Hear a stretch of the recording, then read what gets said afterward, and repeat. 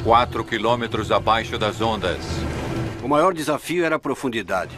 No fundo do Atlântico, investigadores buscam os restos do voo 447 da Air France.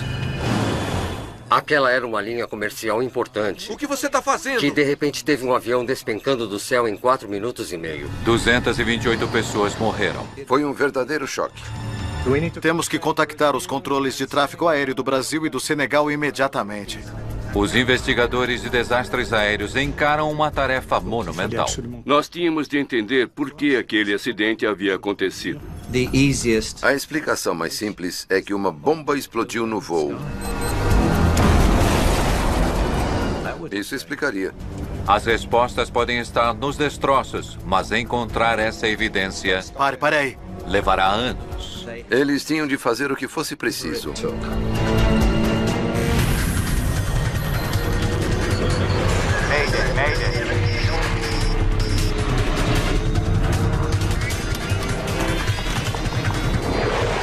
Mayday, desastres aéreos.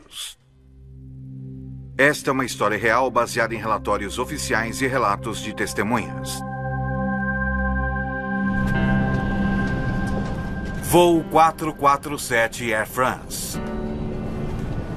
O voo 447 da Air France está cruzando o Oceano Atlântico. 1º de junho de 2009. O Airbus A300 está fazendo um voo direto de 11 horas do Rio de Janeiro para Paris. O capitão Marc Dubois, de 58 anos, está no comando.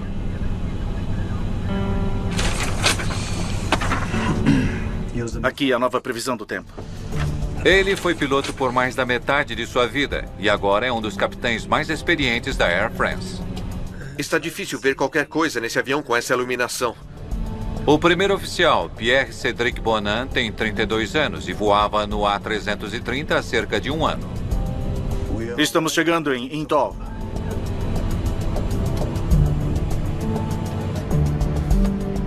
O segundo oficial, David Robert, de 37 anos, está de prontidão. Os 3 pilotos voam em turnos para permanecerem alertas. Há 216 passageiros no voo noturno, incluindo o empresário executivo canadense Brad Clamps. Eu falei com meu irmão no domingo de manhã. Nós conversamos sobre as crianças e depois eu falei com ele até a hora dele entrar no avião. Como muitos desses ratos de aeroporto, como eles os chamavam, ele voava o tempo todo, estava muito acostumado. E eu acho que ele talvez até gostasse. Com o piloto automático mantendo o avião firme a 35 mil pés, Air France 447. Air France 447, prossiga. a tripulação se comunicava com o controle de tráfego aéreo brasileiro. Air France 447, entre em contato com o Centro Atlântico. Enquanto voam, um computador de bordo monitora os motores, a hidráulica e outros sistemas. Ele também envia relatórios de progresso para a sede da Air France. A cada 10 minutos, o computador transmite a posição do avião junto com os dados de manutenção. O objetivo das mensagens de manutenção é simplesmente ajudar as equipes em terra a se preparar para eventuais reparos do avião necessários para a próxima partida. Atlântico, Atlântico. Air France 447 chamando Atlântico. Air France 447, aqui Atlântico, prossiga. Com 3 horas de voo, o capitão relata ter chegado a uma coordenada de navegação na costa do Brasil. Air France 447, posição Intol. Mantenha o nível de voo 350. É entendido, faremos isso. Então temos outra coisa mais adiante. É, eu já vi.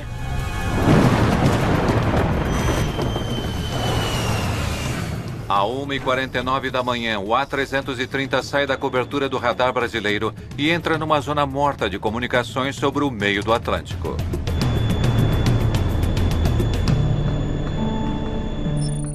Duas horas depois, o controle de tráfego aéreo do Senegal tenta contactar o voo. Air France 447, aqui é Dakar. Estão copiando? Responda, Air France 447. Ele não consegue contato com a tripulação e alerta a Air France. Dakar para Air France. Alguma notícia do AF447, câmbio? Negativo. Aguarde pelo Air France, por favor. Ninguém sabia da tripulação do voo 447. A única comunicação, 24 mensagens de manutenção transmitidas pela aeronave horas antes. Um funcionário da manutenção tenta fazer contato, mas suas mensagens retornam. Erro, receptor não encontrado. Mas o que é isso? Talvez o sistema de comunicação tenha falhado. O rádio HF, principalmente à noite, não é exatamente confiável. Por isso, durante algum tempo em que ele sumiu, todo mundo dizia: eu espero que seja só um problema de comunicação. No horário em que o voo deveria ter alcançado o espaço aéreo francês, os controladores ainda não conseguem fazer contato. No aeroporto internacional Charles de Gaulle, em Paris, o horário de chegada das 11h10 da manhã passa sem sinal do voo 447. O A330 estaria sem combustível a essa altura. A companhia aérea começa a notificar as famílias. O avião quase certamente caiu no mar. Eu tinha uma esperança infinitamente pequena de que ele tivesse tomado outro voo, porque nós estávamos totalmente certos sobre em que outros voos de volta ele poderia estar. Na tarde de 1º de junho, o mundo descobre que o voo 447 do Rio para Paris desaparecera misteriosamente.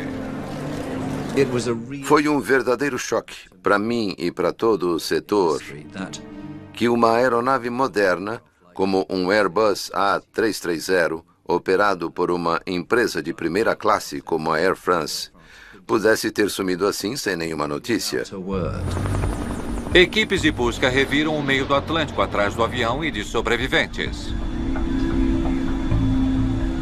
O avião já estava desaparecido há 11 ou 12 horas e sem nenhuma espécie de comunicação. É um dos piores acidentes na história da aviação comercial. Um moderno jato de passageiros desaparece. 228 pessoas estão presumidamente mortas.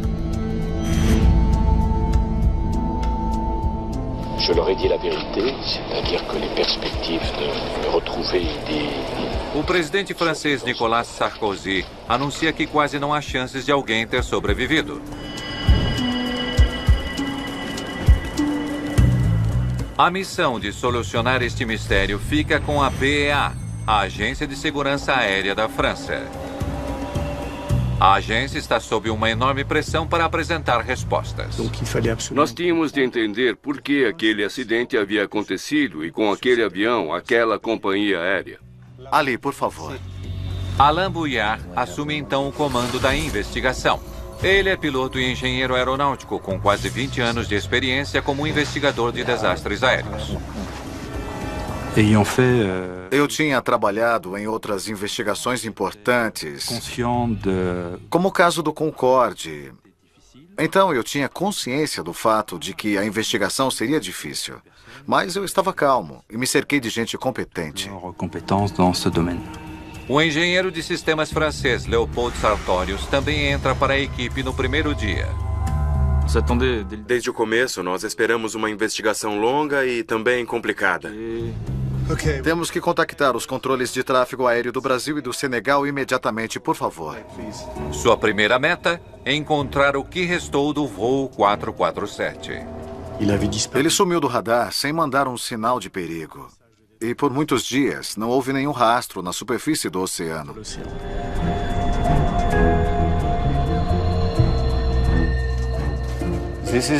Essa é a última vez que eles informaram sua posição.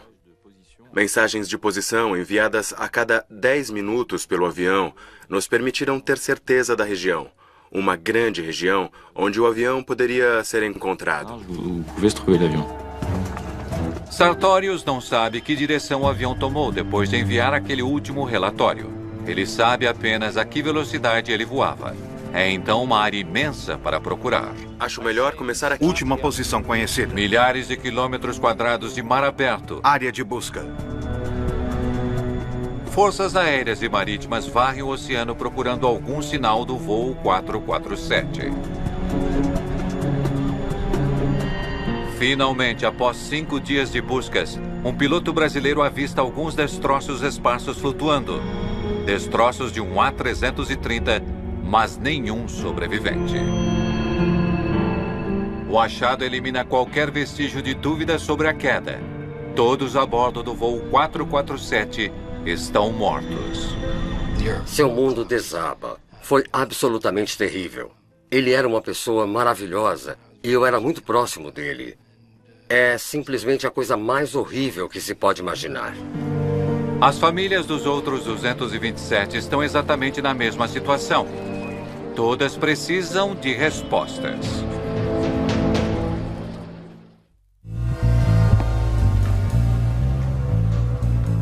O que faz um Airbus A330 cair de 35 mil pés?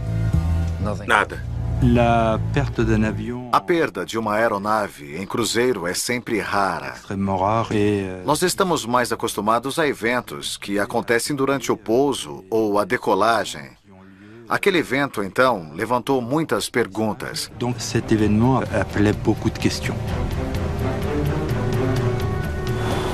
Uma das perguntas mais urgentes e perturbadoras. Teria o mundo testemunhado um ataque terrorista fatal?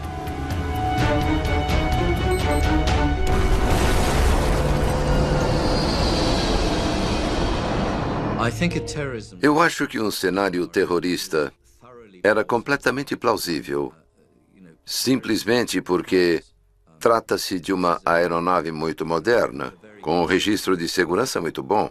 A explicação mais simples é que alguma coisa, uma bomba, explodiu no avião. Isso explicaria. As correntes do Atlântico espalharam os destroços flutuantes da aeronave por mais de 500 quilômetros quadrados de oceano.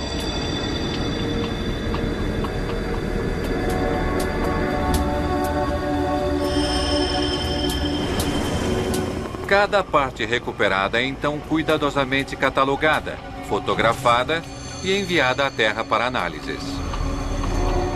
Mas dos destroços perdidos no fundo do mar, o que os investigadores mais precisam são restos que incluem as vitais caixas pretas.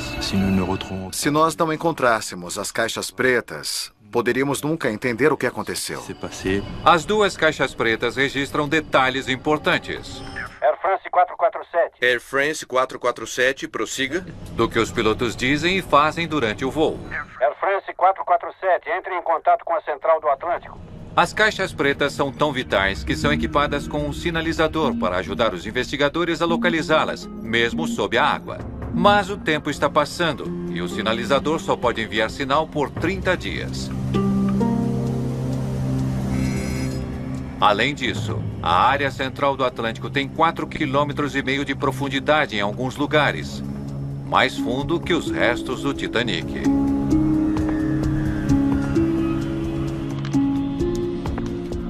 Os técnicos ficam atentos ao sinal.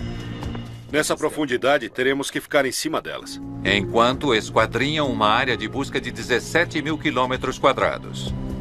Era uma área imensa. Era uma verdadeira corrida contra o tempo. Nós tínhamos apenas 30 dias. Enquanto a agência de investigação varre o fundo do mar à procura das caixas pretas, outra equipe analisa as evidências concretas que tem até agora. Eu vou levantar todas as mensagens que eles mandaram. As 24 mensagens de manutenção enviadas pelo sistema de envio de comunicações e relatórios da aeronave do voo 447, o ACARS. É o primeiro acidente grave com um voo comercial moderno em que temos alguns dados do ACARS. As mensagens do ACARS são altamente técnicas.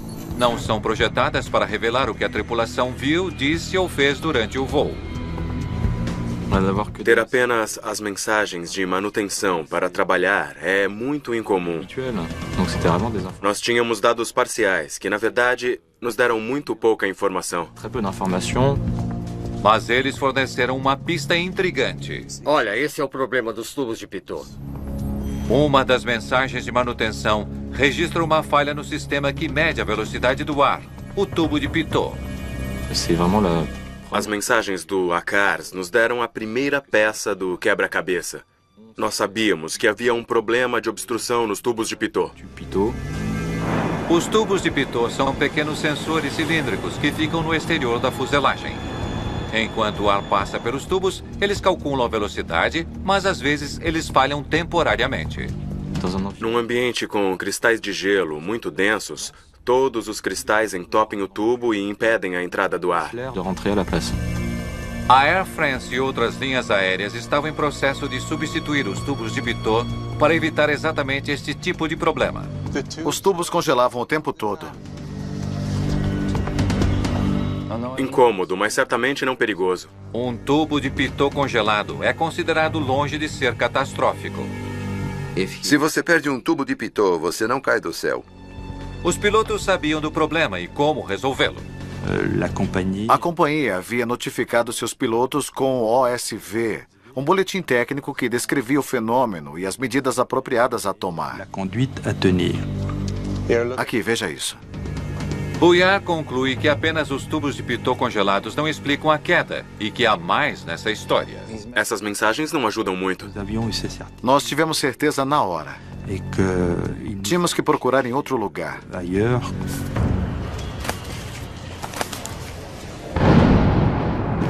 Já que os tubos de Pitot congelados não podiam ser culpados, Bouillard se pergunta se o clima extremo teve alguma influência. Uma forte turbulência pode danificar um avião ou até provocar a perda de uma aeronave ao partir uma asa ou danificar os sistemas de bordo. Os investigadores consideram a possibilidade do voo 447 ter passado por uma violenta tempestade, forte o bastante para derrubar o avião. A turbulência pode explicar o que causou o acidente. Altitude, senhor, estamos a 33 mil pés. Propulsão máxima. Mesmo naquela altitude, poderia ser impossível os pilotos se recuperarem de um stall provocado por uma violenta tempestade. As forças poderiam partir o avião ao meio.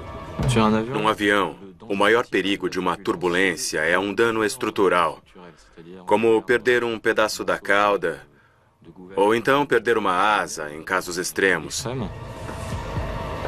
E isso levaria à perda da aeronave.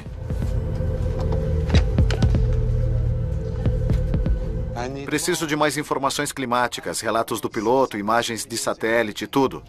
O voo 447 desapareceu numa região instável, onde ventos tropicais dos dois hemisférios convergem criando violentas tempestades. Eles estavam na zona de convergência intertropical, que frequentemente tem fortes turbulências.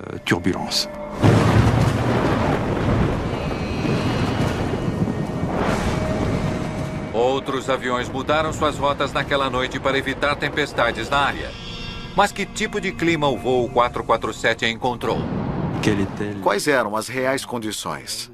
Qual era o verdadeiro ambiente ao redor do avião? Era uma grande dúvida. Além da turbulência, tempestades e raios são outra ameaça à aviação. Talvez um raio fosse o culpado pelo acidente. Senhor, estamos perdendo nossos instrumentos.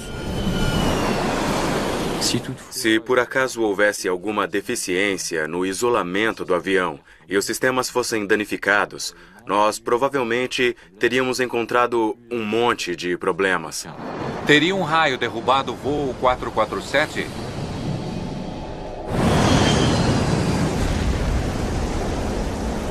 Até agora, a única evidência que Bouillard tem são alguns destroços boiando. Inclusive alguns coletes salva-vidas não utilizados, indicando que os passageiros não tiveram tempo de colocá-los.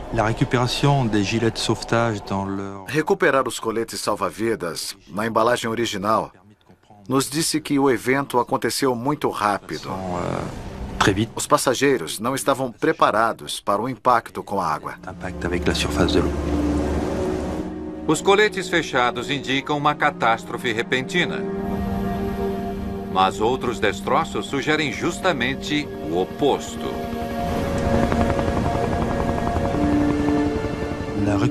A recuperação da cauda foi um elemento muito importante.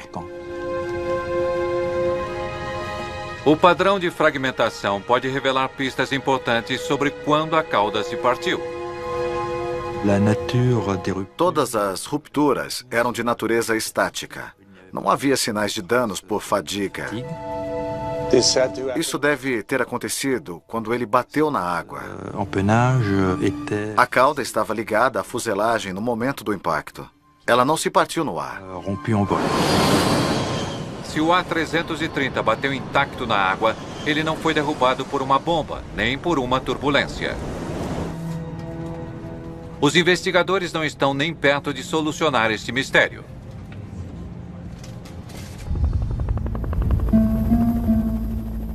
Passaram-se 3 semanas desde o desaparecimento do voo 447 no Oceano Atlântico. Em alguns dias, as baterias dos sinalizadores das caixas pretas irão acabar.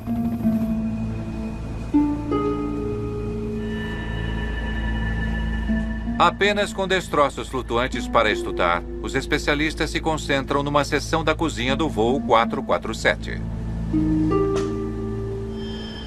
Parece que a pressão foi vertical, assim. Eles fazem uma descoberta importante. O avião bateu comprido e em alta velocidade. Examinar a cozinha confirmou que houve uma enorme aceleração vertical no instante em que o avião bateu na superfície da água. Tudo dentro do avião estava achatado, como um carro num compactador de metais. Eles perceberam que o avião não mergulhou de nariz no mar.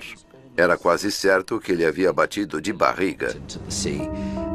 E como isso poderia acontecer com um avião comercial moderno, ninguém fazia ideia. Sob essas circunstâncias, era essencial encontrar a caixa preta para entender o acidente e explicar por que ele aconteceu. A busca no mar chega ao 30º dia sem nenhum sinal do A330. O sinalizador está supostamente sem bateria. Bouillard recorre então a um sonar de alta tecnologia para continuar a busca. Daquele momento em diante, o sonar era a única forma de detectar metais no fundo do mar e ter alguma chance de encontrar os destroços. Mas os íngremes vales e montanhas submarinos dificultam escanear o fundo do oceano. A área de busca era realmente inédita. Era do tamanho da Suíça e você estaria percorrendo os Alpes tentando encontrar aquela coisa. Era assim que o terreno parecia, basicamente, de forma geral. Depois daqui... Após meses de busca, eles tinham varrido mais de 22 mil quilômetros quadrados de leito oceânico e não encontraram absolutamente nada. A ausência das caixas pretas e de destroços eram muito frustrantes. Era como um fracasso. Para nós era inconcebível, em 2009 e 2010, se perder um importante avião comercial e não conseguir encontrá-lo, não conseguir entender o que aconteceu e por que 228 pessoas perderam suas vidas. Os investigadores estão, porém, determinados a ter sucesso. Eles recorrem aos mesmos veículos submarinos automáticos que encontraram o Titanic. Deve ter sido a primeira vez que um VSA percorreu um terreno tão acidentado para procurar algo tão pequeno. É um avião grande quando se está perto dele, mas quando se procura no oceano é um alvo muito pequeno. Mesmo assim, nenhum sinal de destroços no fundo do mar.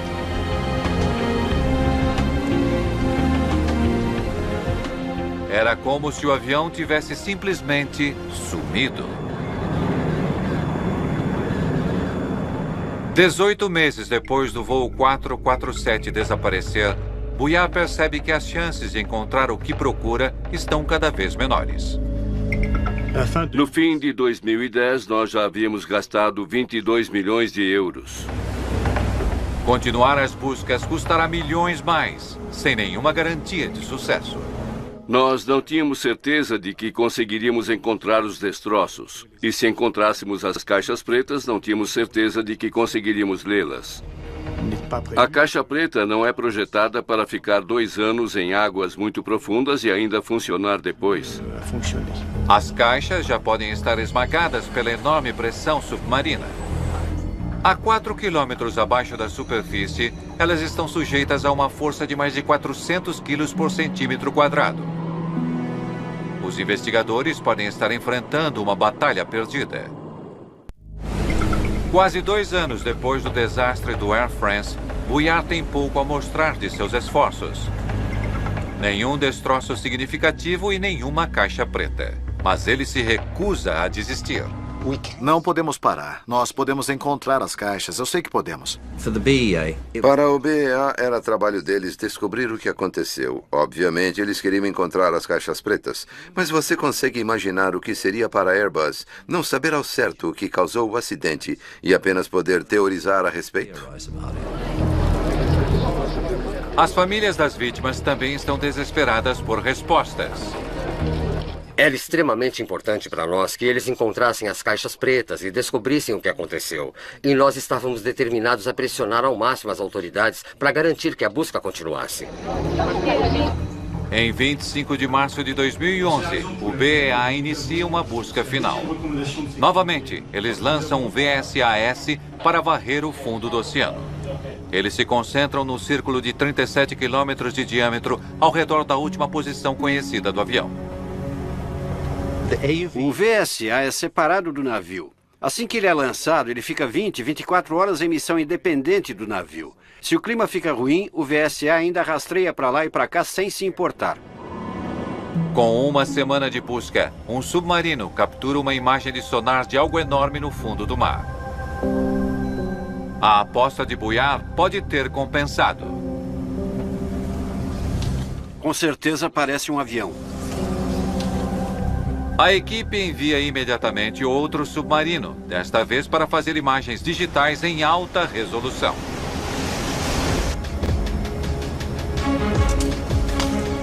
Eu pensei que nunca veria esse dia.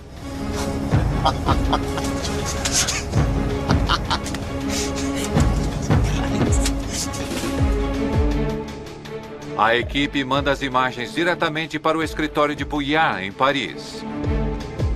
2 anos de sua vida haviam sido dedicados a esse momento. Eu não acredito. Graças a Deus. Receber as fotos foi um momento que eu esperei por 2 anos. Aquilo gerou emoções indescritíveis. Emoções muito fortes. Em 3 de abril de 2011, os destroços do voo 447 da Air France foram finalmente encontrados. Eles estão 12 quilômetros a nordeste da última posição relatada do avião, a uma profundidade de quase 4.000 metros. Localizar os destroços já era algo excepcional e muito significativo na vida de um investigador. Com o local da queda definido, uma segunda busca começa. Um operador guia um robô submarino que vasculha a escuridão em busca das 2 caixas pretas.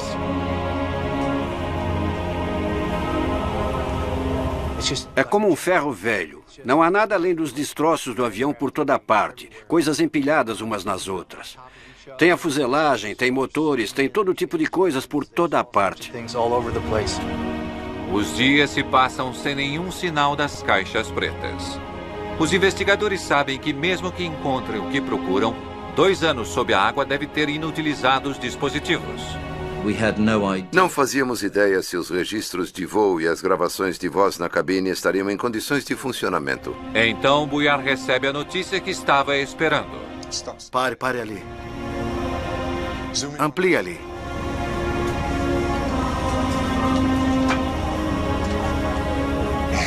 Incrível. Absolutamente incrível.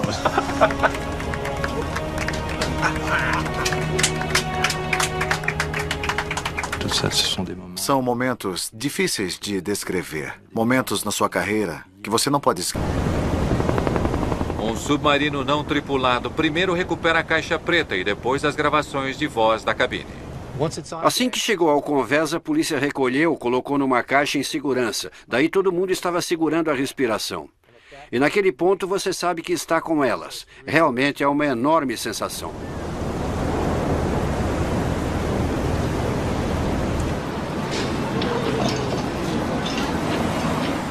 A polícia francesa escolta a caixa preta e as gravações da cabine até o laboratório de Léo Sartorius, em Paris. Após incontáveis horas de buscas e teorias, o mundo pode finalmente entender o que aconteceu a bordo do voo 447. A resposta para o que saiu errado poderia estar trancada nestes recipientes à prova d'água. Havia muita preocupação de que, se nós dessemos um passo em falso, isso levasse à perda da informação. Elas devem ser manuseadas com cuidado. Um movimento errado e uma busca de 2 anos e quase 32 milhões de euros seriam em vão. Começando com as gravações da cabine, eles abrem cuidadosamente a caixa protetora, procurando os cartões de memória no interior.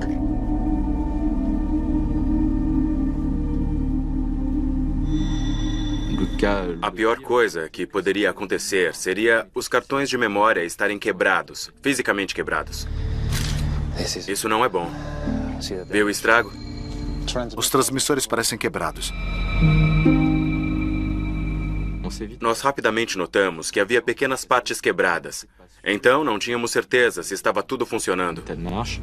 Se os técnicos não puderem consertar o aparelho quebrado, pode não haver como saber o que aconteceu na cabine pouco antes da queda. Nem quem estava pilotando o avião. Olha o cartão de gravação. Um exame atento da segunda caixa, que registra os dados de voo, traz notícias melhores. Tudo bem, sem problemas. Acho que nós olhamos um para o outro e dissemos: é inacreditável que esteja nessas condições, é incrível. O cartão de memória estava em ótimas condições. Nós conseguimos ler os dados bem rapidamente. Enquanto os técnicos tentam consertar o gravador da cabine, Sartorius organiza cuidadosamente os dados de voo. Eles estavam voando em segurança a 35 mil pés. Os dados revelam que os tubos de pitot de fato congelaram. Os tubos de pitot congelaram aqui. Os tubos congelados geraram leituras instáveis de velocidade, fazendo o piloto automático desligar automaticamente. O piloto automático desliga e o piloto assume o controle do avião. Ele avisa os pilotos bem alto. Pode ter sido meio surpreendente, um certo choque. E isso com certeza foi um choque para aqueles pilotos. E a reação deles a esse aviso foi a chave para tudo mais que se seguiu. A tripulação foi informada de que um tubo de pitot congelado poderia limpar-se em menos de 1 minuto. Os pilotos no avião só ficaram sujeitos à obstrução por cerca de 56 segundos. E depois disso, as leituras de velocidade voltaram ao normal. O piloto precisa apenas manter o avião estável e o problema desaparecerá. O avião não sabe que você não sabe a velocidade do ar. Tudo que o avião quer é potência para continuar indo em frente e a mesma atitude para manter o nível de voo. Mas ele não manteve estável. Quem quer que estivesse pilotando levantou o nariz do avião em vez disso. Quando o piloto automático desligou, o piloto no comando mudou a inclinação do avião. Ele subiu mais de 2.500 pés. Se você levantar o nariz de um avião que está subindo, isso reduz a velocidade. Aqui, a velocidade caiu mais de 90 nós em menos de 1 minuto. Isso disparou um aviso de stall aqui. Levantar o nariz de um avião em alta altitude coloca o avião em stall muito rápido. Num stall aerodinâmico, as asas perdem sustentação e o avião despenca do céu. Foi a ação do piloto que levou ao stall. Eles caíram a mais de 12 mil pés por minuto. Inexplicavelmente, o piloto continuou a puxar o manche quando deveria ter abaixado o nariz do avião para ganhar velocidade e sustentação. Quanto mais você levanta o nariz, mais perde sustentação. E foi isso o que aconteceu com o Air France 447. Tínhamos um avião praticamente caindo como uma pedra. Apenas as gravações de voz da cabine podem revelar por que os pilotos agiram daquela forma. Em nosso laboratório houve algumas horas de agonia porque não tínhamos certeza de que conseguiríamos ler os dados depois de tanto esforço e de todo aquele dinheiro gasto. Vai tocar? Não sei. Os investigadores estão contra a parede. Eles têm apenas mais uma esperança em sua longa busca para saber o que causou o pior desastre aéreo da história da Air France. Tudo pelo que trabalharam agora depende do conserto de um pequeno dispositivo eletrônico.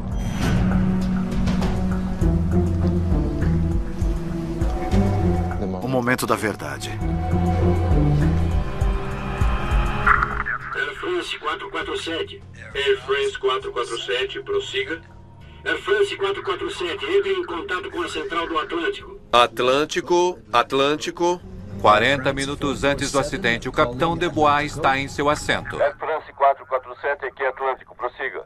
Air France 447, posição Intol.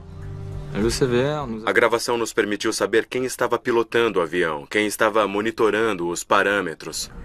Mantenha nível de voo 350. Entendido. Faremos isso. O primeiro oficial, Pierre-Cédric Bonin, está no assento da direita. Então temos outra coisa adiante. Sim, eu vi. E os dois homens estão indo na direção de uma tempestade. Parece que estamos entrando na nuvem. Normalmente a tripulação tentaria voar sobre uma tempestade, mas naquela etapa de um voo transatlântico, não é seguro fazer isso. Seria bom se pudéssemos subir agora, não? É. A 35 mil pés, o ar no exterior é muito rarefeito para que o avião pesado com combustível ir mais alto. Os pilotos têm apenas duas opções: voar direto através da tempestade ou tentar contorná-la.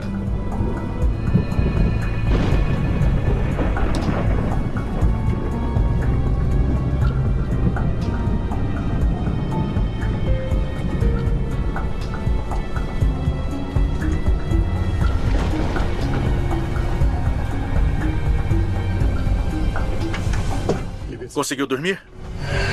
Mais ou menos. Muito bem, então eu vou sair daqui. O capitão Dubois faz o seu descanso programado. O primeiro oficial, David Robert, rende o capitão mais experiente. Robert tem quase 4.000 horas de voo a mais no A330 que o outro primeiro oficial na cabine. O primeiro oficial Robert está no assento da esquerda. O primeiro oficial Bonin é o piloto no assento da direita. Os investigadores agora sabem que minutos antes da queda, o capitão saiu da cabine para o seu intervalo. Será que não é melhor um pouco para a esquerda? Mas não está claro qual dos dois outros pilotos está no comando. Como é? Talvez você possa ir um pouco para a esquerda.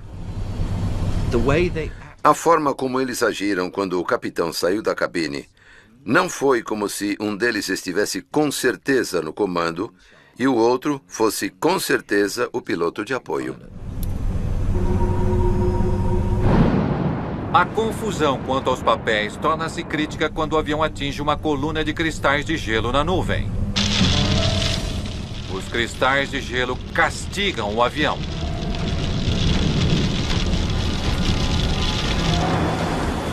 O gelo cobre os tubos de pitot. Os cristais de gelo estão enchendo os tubos de pitot. A leitura de velocidade não é mais válida. De repente, os pilotos não têm certeza da velocidade em que estão voando. Isso foi o piloto automático desligando. Eu estou no controle. O que foi isso? Avisos de stall começam a disparar na cabine quando Bonin levanta o nariz. Finalmente, os investigadores sabem qual dos pilotos colocou o avião em stall. O primeiro oficial Bonin estava puxando o manche, colocando o avião em stall. Incrivelmente, nenhum dos pilotos consegue saber por que o alerta está soando. O oficial Robert não entende o que está acontecendo. Ele vê o avião subindo e a velocidade caindo. E diz, cuidado com a velocidade. Nós perdemos a velocidade. Os pilotos precisam abaixar o nariz do avião para ganhar velocidade. Mas Bonin inexplicavelmente está puxando o manche, levantando o nariz. Tudo bem, tudo bem. Vou voltar a abaixar. De acordo com os três, você está levantando, então abaixe. Os pilotos lutam para recuperar o controle de seu avião. Mas eles parecem totalmente paralisados por sua própria confusão. Eles estão fazendo tudo errado. Deveria ser óbvio o que fazer.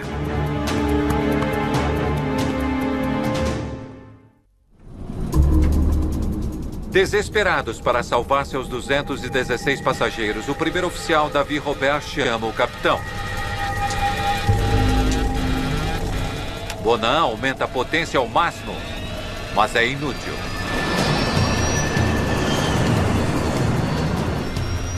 Entende o que está acontecendo? Estou perdendo todo o controle do avião. Quando eles chegam aqui, estão caindo a mais de 6.200 pés por minuto. Então, eles têm ainda cerca de 2 minutos para entender o que está acontecendo. O primeiro oficial Robert decide assumir o controle. Controles para a esquerda. Ele tenta abaixar o nariz do avião, um passo-chave para se recuperar de um stall. Mas, incrivelmente, Bonan ainda está puxando seu manche para trás. Eles podem usar seus manches ao mesmo tempo. Se forem em sentidos contrários, eles têm a tendência de se anular. O fato dos 2 pilotos estarem dando comandos diferentes e às vezes opostos para os controles foi surpreendente. Eles não estavam coordenando seus pensamentos ou suas ações. 90 segundos depois da crise começar, o capitão volta. O que estão fazendo? Perdemos o controle da aeronave. Não estamos entendendo nada. Já tentamos de tudo. Como não acreditavam na situação em que estavam, eles simplesmente voltaram ao instinto básico, que é: quero subir, quero parar de cair. Vamos levantar o nariz. Dubois percorre os instrumentos tentando ver o que está errado. O que você acha? O que quer fazer? Eu não sei, está caindo. O capitão não tem tempo suficiente para avaliar a situação. Estamos a 9.000 pés.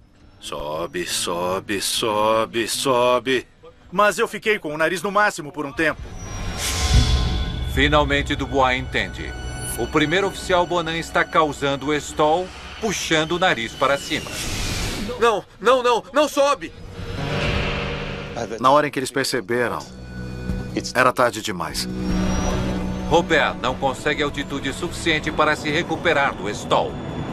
A 2.000 pés, os sensores detectam a superfície do oceano e disparam novos alarmes.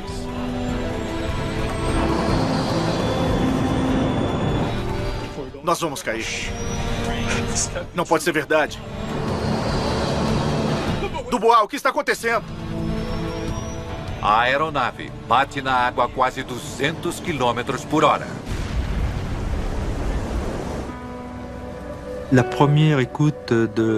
Ouvir a conversa da gravação na cabine pela primeira vez foi um grande momento para mim. Aquilo nos deixou sem fala.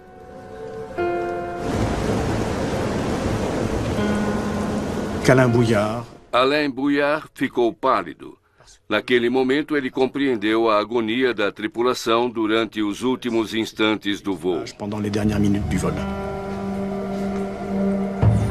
No verão de 2011, equipes de resgate recuperam 104 corpos dos destroços submersos do voo 447, inclusive o de Brad Clemens. Meu irmão estava entre aqueles que foram trazidos, e então foi possível para nós recuperá-lo, levá-lo para casa e fazer um sepultamento e dizer adeus adequadamente. Então isso ajudou.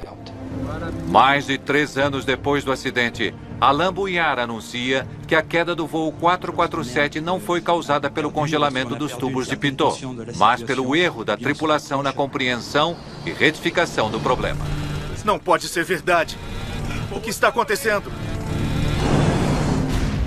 Havia uma sensação de que esses aviões eram tão sofisticados que poderiam voar sozinhos. Os pilotos nem eram treinados para voar nesses aviões no manual em altas altitudes, porque o pensamento era de que eles estariam sempre no piloto automático. Então não havia motivo para o piloto saber como pilotar.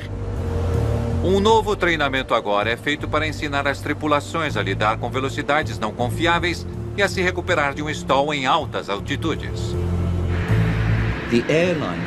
As empresas têm que estar preparadas para gastar mais dinheiro com treinamento básico em voo manual e treinamento cognitivo para seus pilotos. O acidente com o Air France 447 mostra que não se pode mais ignorar isso e mudanças precisam ser feitas. Em memória de Mark Wallace, 1962 a 2012. Versão Marshmallow, São Paulo.